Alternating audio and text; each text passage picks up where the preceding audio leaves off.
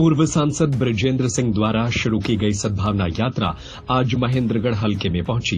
यात्रा के दौरान जिला कांग्रेस के अधिकांश बड़े नेता दिखाई नहीं दिए।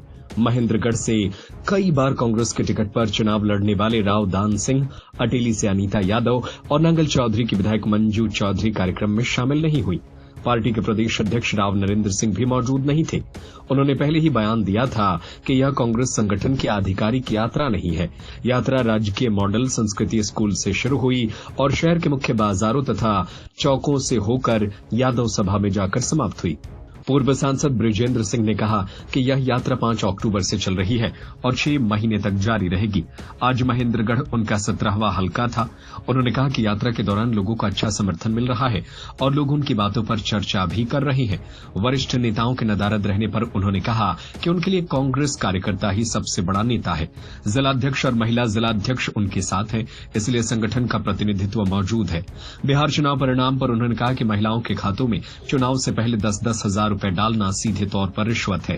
बहुत बढ़िया। देखिए कि हमारा आज 17वां हल्का शुरू हो गया है, तो हम करीब अब ये मान लीजिए 20% हल्का जो 20% प्रदेश के जो हल्के हैं वो हमारे कंप्लीट होने वाले हैं।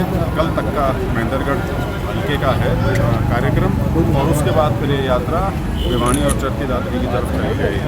तो हमने 5 अक्टूबर से शुरू की थी और आज क्या तारीख होगी 15 तारीख।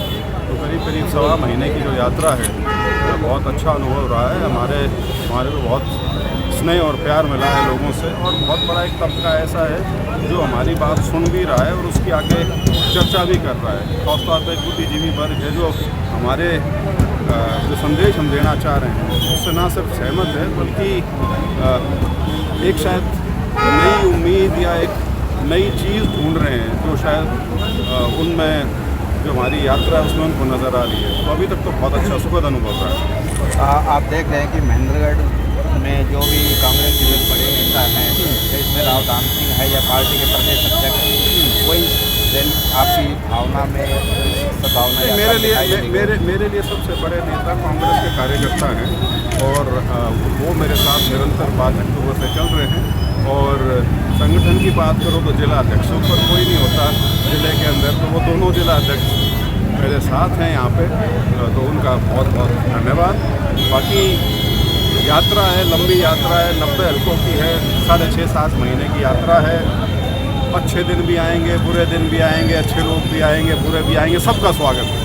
तो कल जो बिहार में एनडीए को जो प्रचंड बहुमत मिला है उसके बारे में आप क्या कहेंगे? कांग्रेस ये एक ऐसा चुनाव है जिसमें पहली बार मैं निःशब्द हूँ कि कहूँ क्या, कि इसका विश्लेषण किस तरह से किया जाए।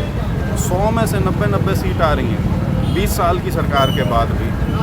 आप खुद सोच के देखिए, कुछ अटपटा सा नहीं लगता लेकिन इसमें मानता हूँ कि शायद इसमें एक भूमिका उसकी बहुत रही है जो महिलाओं को इलेक्शन के दौरान 10-10 हज़ार रुपये उनके खातों में भेज दिए गए, जो कि वैसे तो सीधा कोड ऑफ कंडक्ट का की अवहेलना है, लेकिन इलेक्शन कमीशन से तो कुछ उम्मीद कर ही नहीं जा सकती।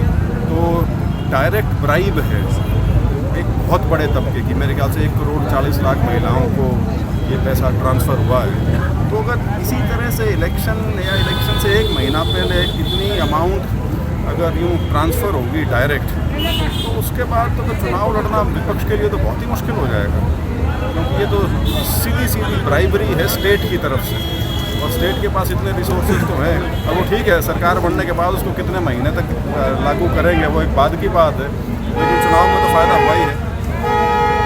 पूर्व केंद्रीय मंत्री चौधरी वीरेंद्र सिंह ने भी भाजपा पर आरोप लगाते हुए कहा कि कांग्रेस नहीं बल्कि सिस्टम हार रहा है।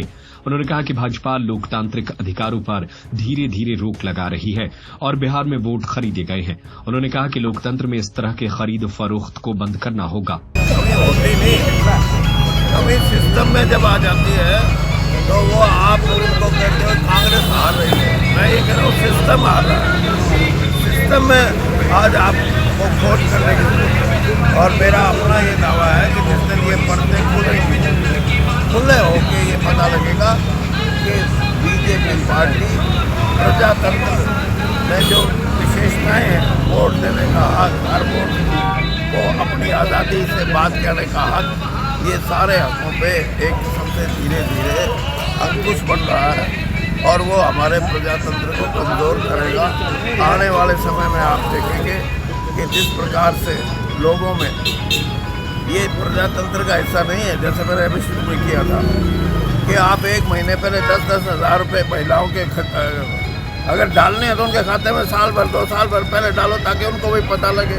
ये सिर्फ वोट खरीदना और ख़रीदारी में, क्योंकि ये जो पार्टी है खरीदारों की पार्टी है, इनको पता है, ज्ञान है कि खरीदे कैसे जाती है। लेकिन प्रजातंत्र में लोग जब जागृत होंगे उनकी ये बात सामने आएगी कि हमें अपनी सरकार चुननी है, ना कि खरीदारों के साथ बिकना है।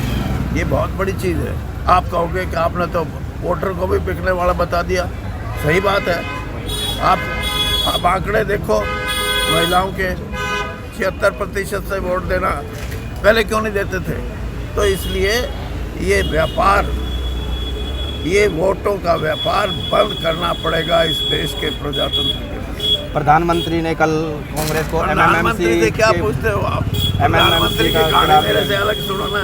कांग्रेस, अरे यार, कोई मेरे से प्रधानमंत्री की, मेरी बात करो, इस देश की बात करो, प्रजातंत्र की बात करो, वोट के अधिकार का बात करो, और कांग्रेस की भी बात करो।